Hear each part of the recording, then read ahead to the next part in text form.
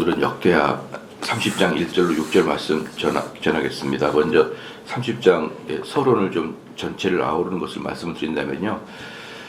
이제 성전을 정결하게 했던 사건이 29장에 나오잖아요. 어저께까지 했던 29장까지가 성전을 정결하게 했고, 그 다음에 정결하게 한 다음에 오늘 이제 30장에서는 6월절 의식을 치르는 이제 일이 나옵니다. 6월절 성전을 정결하고 처음으로 이제 6월절을 집행하게 되는 것입니다. 이제 이 의식을 치른 6월절의 행사를 하게 되는 것은 크게 두 가지의 절차에 따라서 이제 30장이 기록되는데요.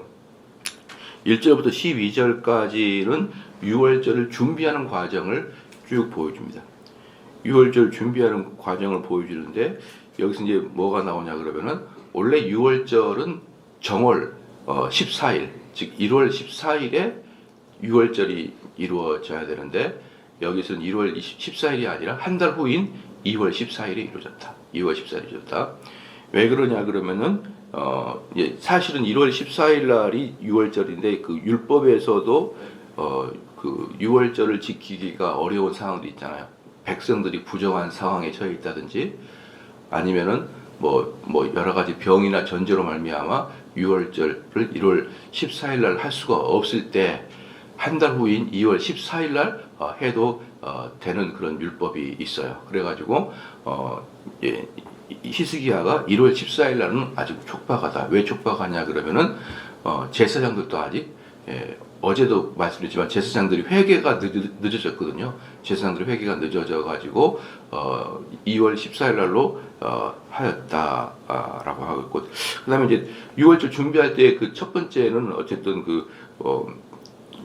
제사장들의 정결케 된 것들이 늦어져서 한 달 연기했고, 그 다음에 두 번째는 뭐냐면 온 이스라엘에다가 전령 편지를 보내가지고 오라 이제 이렇게 얘기했던 거예요. 오라. 이제 그걸 본다 그러면은 이 당시가 어떤 당시냐 그러면은 아수르에게 북이스라엘이 멸망당한 후입니다. 멸망당한 후인데 이 남유다 왕 히스기야가 유다뿐만 아니라 북이스라엘에게도 편지를 보내서 이 6월절에 참석하라 이제 이렇게 말하는 걸 본다 그러면은 아수르가 점령을 해서 북이스라엘이 패망하였어도 아마 아수르가 우리 남아만과 북한처럼 철저하게 선팔선을 긋고 통제하지 않았던 것 같아요. 통제하지 않고 그냥 그 주도권만, 왕이라는 주도권만 아수르에게 넘어간 상태고 좀 자유롭게 왕래하는 그런 거였던 것 같아요. 그러니까 히스기야가 전체에다가 다 전령을 보내서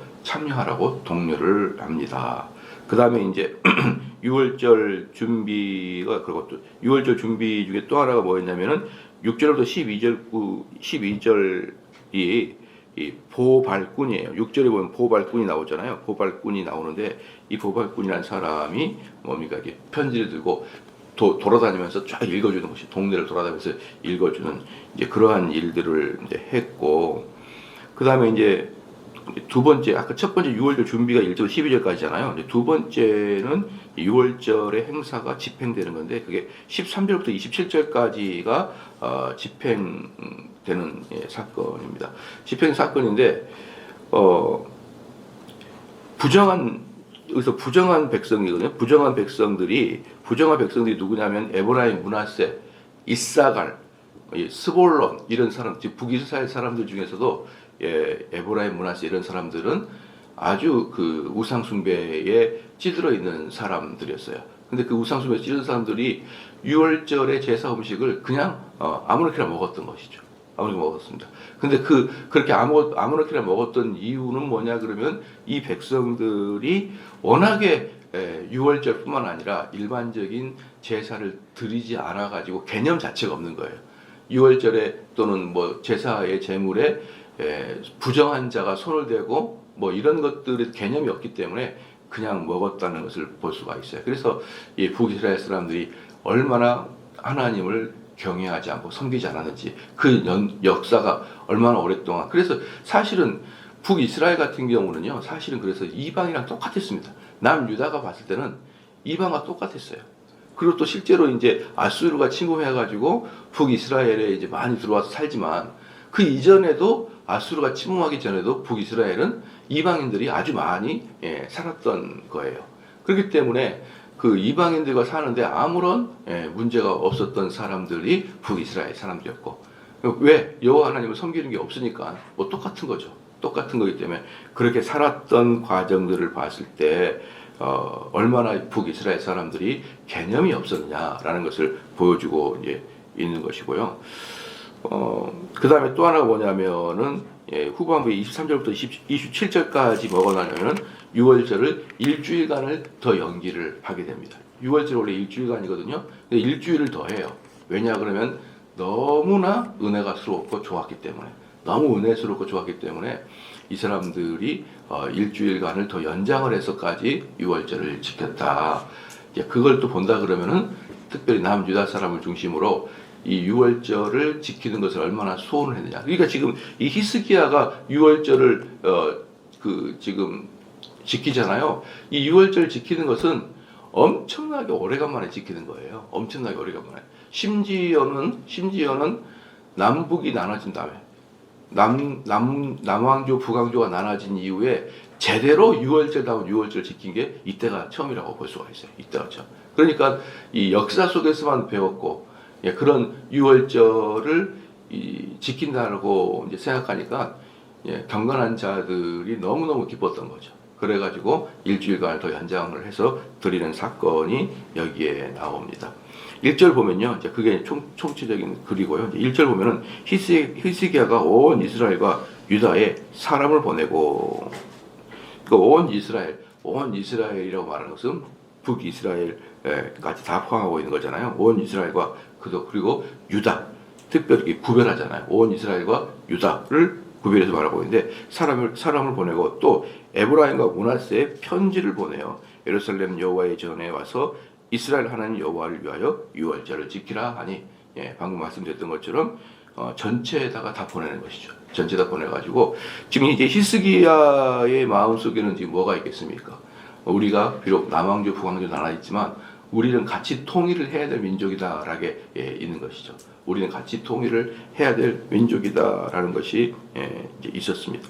그래서 에브라임과 므낫세에 편지를 보내요. 예루살렘 여호와의 전에 와서 이스라엘 하나님 여호와를 위하여 유월절 지키라, 이렇게 이제 공고를 올렸습니다. 2절 말씀에 유대인들에게 이제 여기 뭐 하기 전에 보면 유대인들에게 3대 절기가 있어요. 3대 절기가 뭐냐면 유월절이죠. 유월절. 그 다음에 77절에 맥주절이라고 하는 77절입니다. 맥주절이라고도 하기도 하고. 그 다음에 이제 수장절이에요. 수장절이라고 하기도 하고, 장막절이라고 하기도 하고, 초막절이라고 하기도 하고. 그렇잖아요. 이게 이스라엘의 3대 절기예요. 유월절, 맥주절, 수장절. 그런데 이제 이 맥주절은 제가 룻기 설교할 때 좀 많이 했기 때문에 여러분들이 익숙할 거예요. 이 맥주절, 유월절이 이제 언제냐면 유월절은 정월 14일, 1월 14일이고 이 유월절은 애굽으로부터 독립하는 날의 기념이잖아요. 애굽으로부터 독립하는 날의 기념이고, 그것은 다른 말로 구원받는 기념의 날이에요. 구원받는 기념의 날이고, 그 다음에 이 사람들이 유월절을 지나서 나와서 50일이 지난 유월절이 있고 난 다음에 50일이 지난 날이 맥주절이라고 하기도 하고, 77절이라고 하기도 하고, 오순절이라고 하기도 하는 이 맥주절에 들어가서는 이들이 처음으로 하나님 말씀을 받는 날이죠. 모세와 더불어서 신에서도 하나님 말씀을 받는 날이고, 이게 신약에서는 성령을 받는 날이기도 하고, 그래서 이 오순절은 출애굽한 다음에 50일 후, 유월절 다음에 50일 후인데, 또 그 50일 후가 뭐가 되냐면 초실절이죠. 무엇인가를 새롭게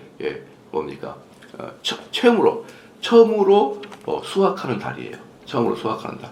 그 다음에 수장절은 가을 절기인데 마지막 모든 물건, 우리로 말하는 추석 같은 경우가 수장절이에요. 마지막 모든 것들을, 그러니까 오순절은 첫 알곡들을 수확하는 것이고, 수장절은 가을에 가서 모든 추수 마지막 추수를 다하는 가장 풍성한 우리 말하는 추석 같은 일들이 수장절인데 이 수장절 또는 장막절, 초막절은 무엇을 기념하냐 그러면은 광야에서 세월을 보냈던 사건들을 기념하는 것이죠. 그러니까 이게 전부 다 출애굽과 연결되어 있거든요. 출애굽과 연결되어 있어가지고 6월절은 해방의 날, 그 다음에 오순절을 해방 이후에 최초의 초실절을 맺은다.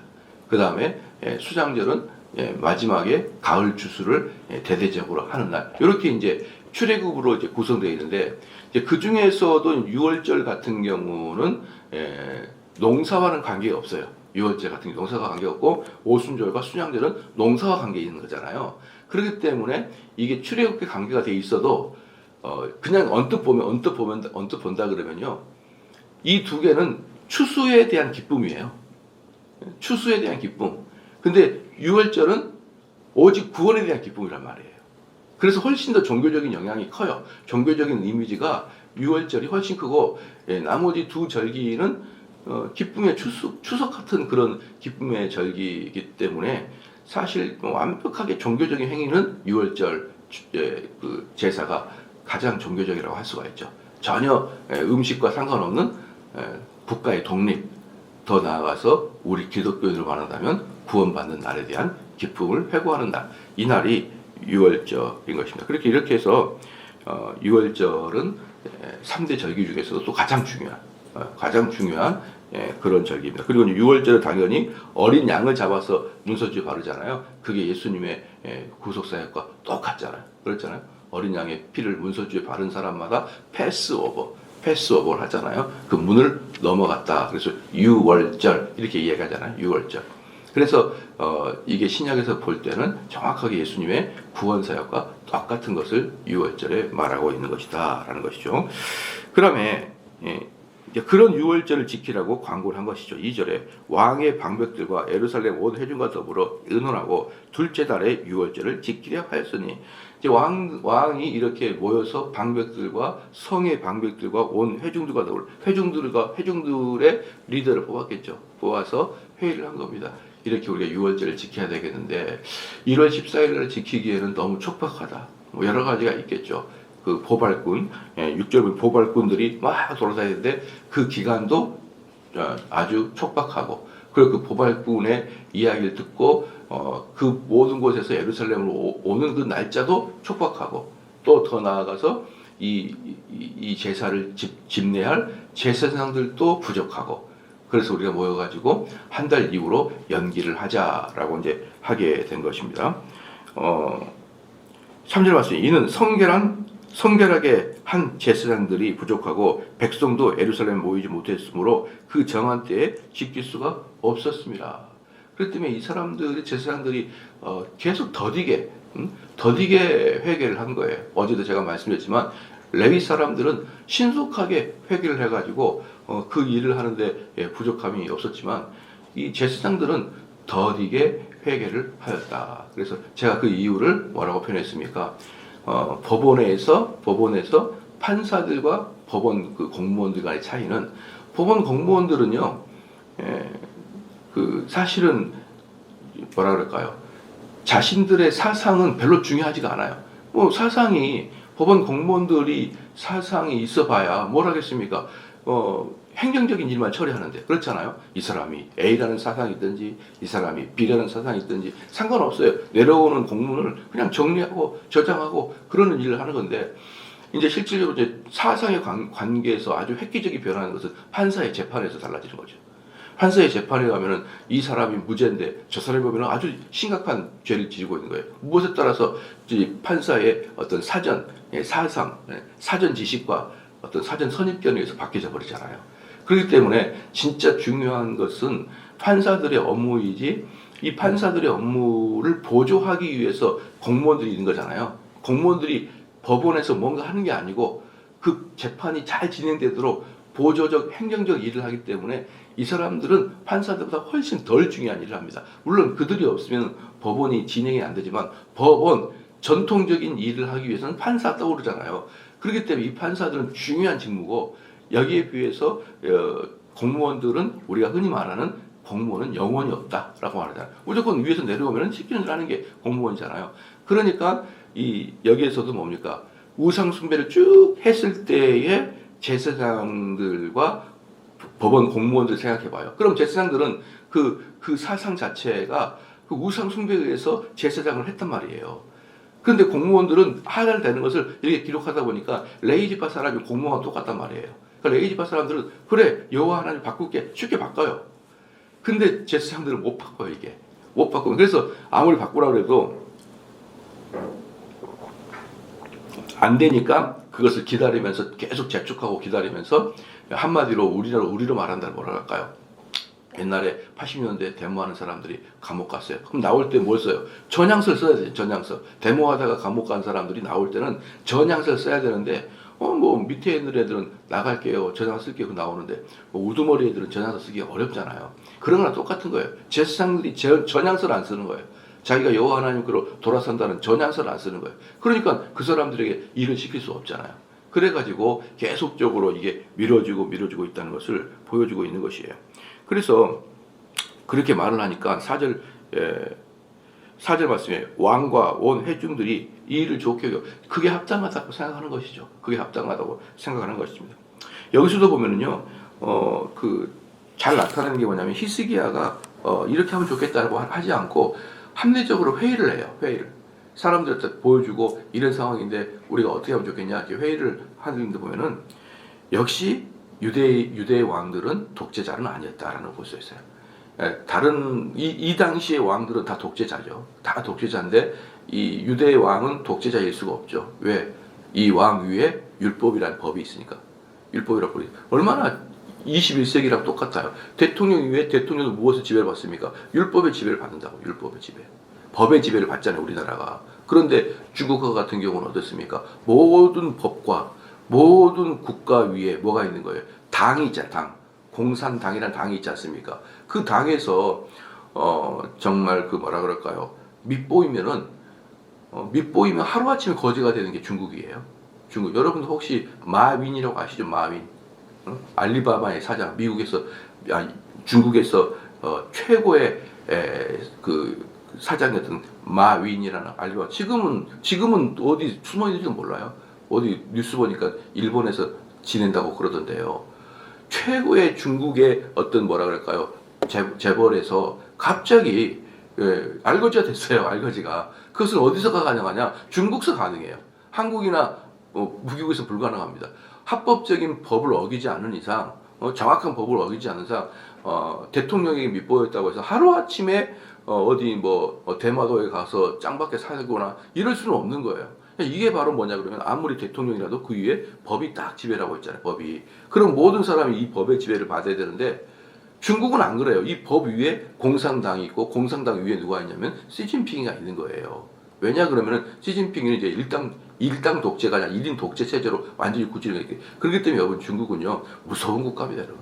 여러분 가가지고 중국에서 뭘 해봐야 위에 사람 찍히면 그날로 그냥 끝이에요. 그 사람이 열심히 했느냐, 합법을 했느냐, 불법 그게 아니에요. 너 왜 공산당을 욕하냐? 너 왜 공산당에 비협조적이냐?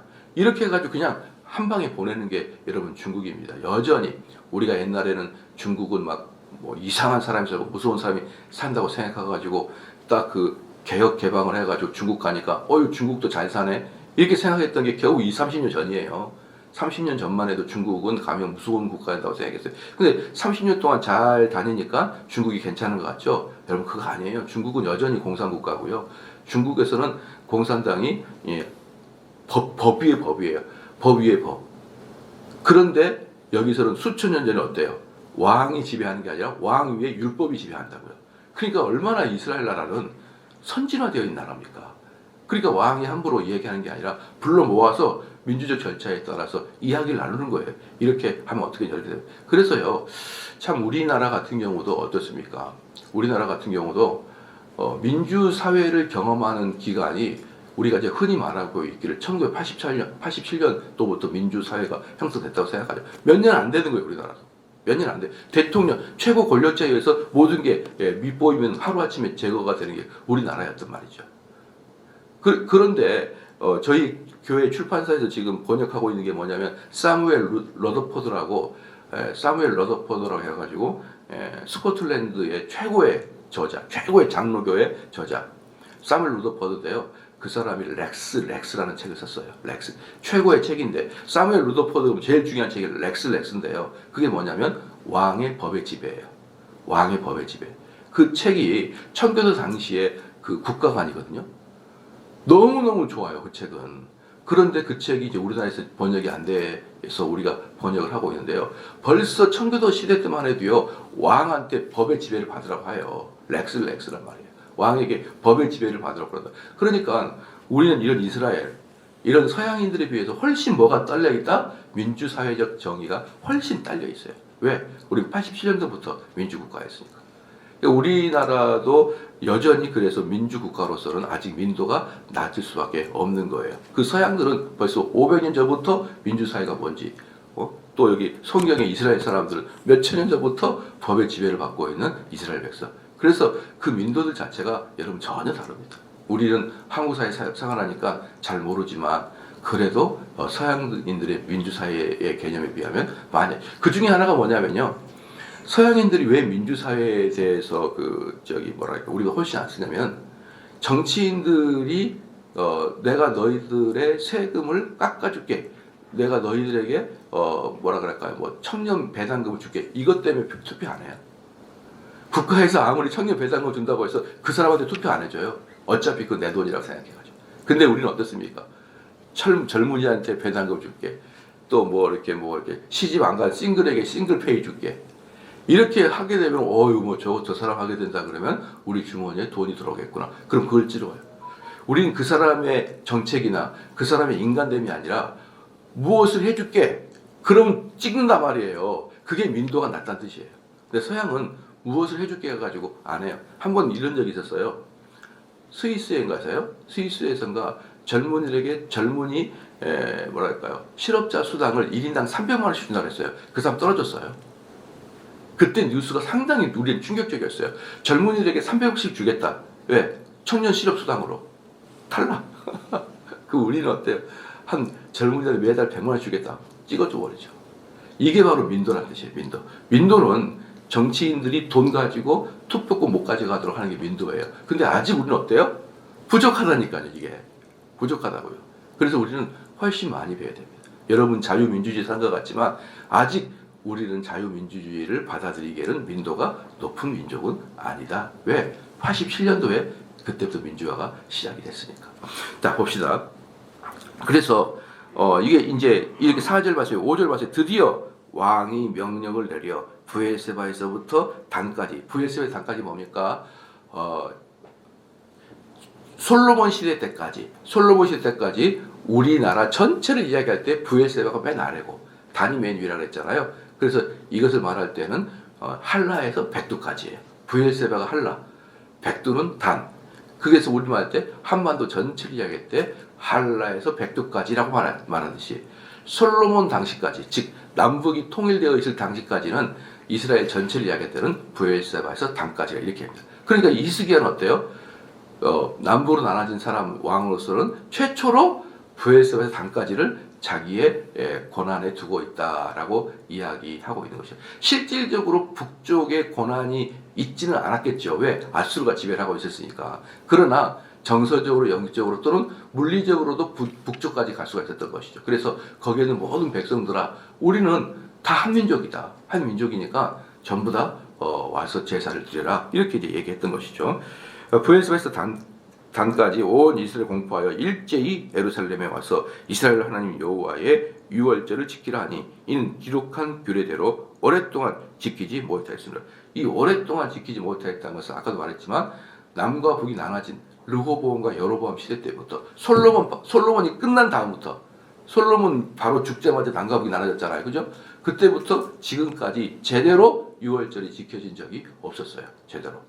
그러니까 이 벌써 수백 년 동안 유월절을 안 지키니까 이 사람들이 유월절이 뭔지 알겠어요. 북쪽 사람들은 그냥 막 아무거나 먹어버리고 이런 무식하고 무자비한 상태로 빠져버리고 말았습니다. 그래서 이제 거기서 처음으로 유월절을 지킵니다.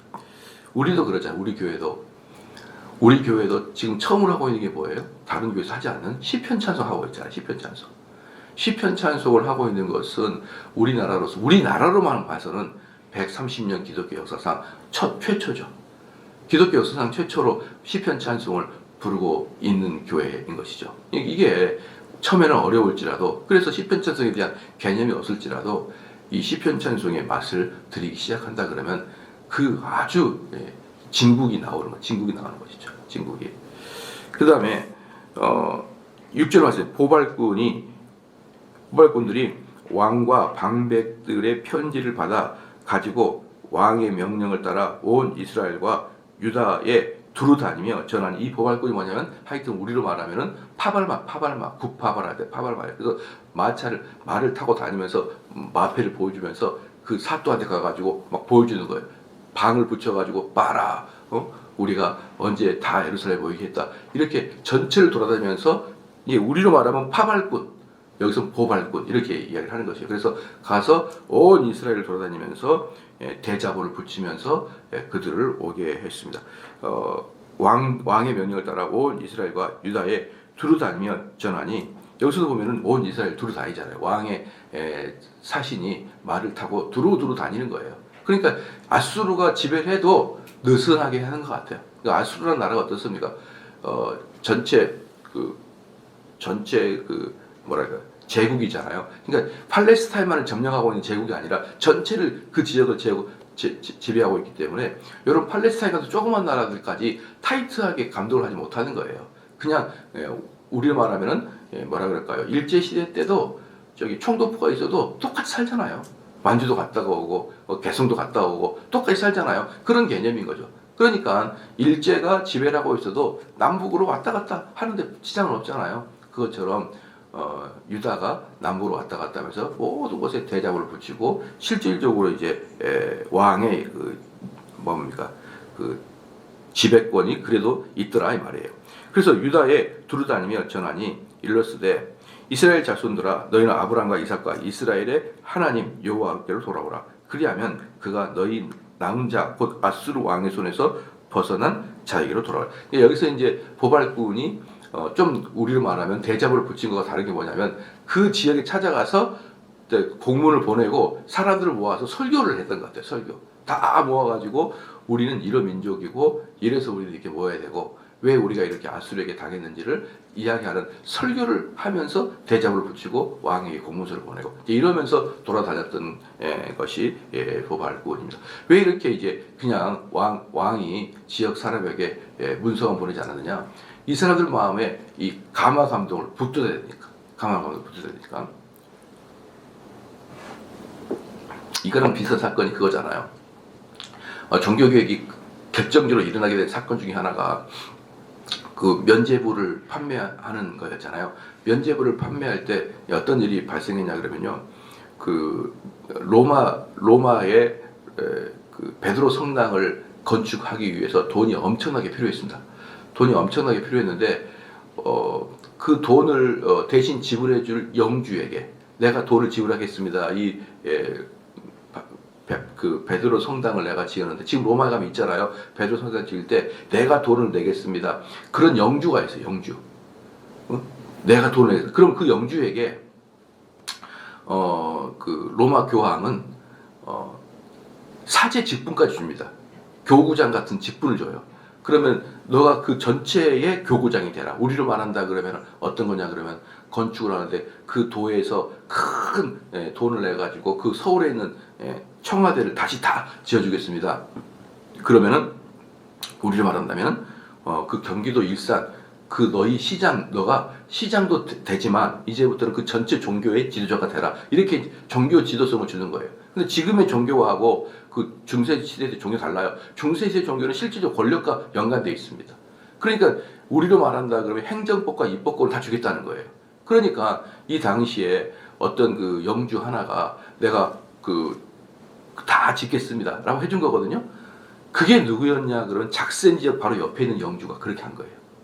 그렇게 해서 베드로 성당을 지을 때 로마 교황이 뭘 했냐면, 내가 너희들이 우리에게 돈을 다 줬으니까 그 대신 너희들에게 면죄부를 팔아서 돈을 벌 수 있게 해줄게, 이렇게 한 거예요. 그럼 너희들이 먼저 우리에게 돈을 줘서 베드로 성당을 건축하게 하고, 너희들이 돈이 없으면 너희들만 팔 수 있는 새로운 그 면죄부를 다시 만들어주겠다. 면죄부도 제목이 다 있어요. 근데 이 사람에게 새로운 면죄부를 판매할 수 있는 권리를 준 겁니다. 독과점 권리를. 그러니까 이 영주가 너무 신이 난 거죠.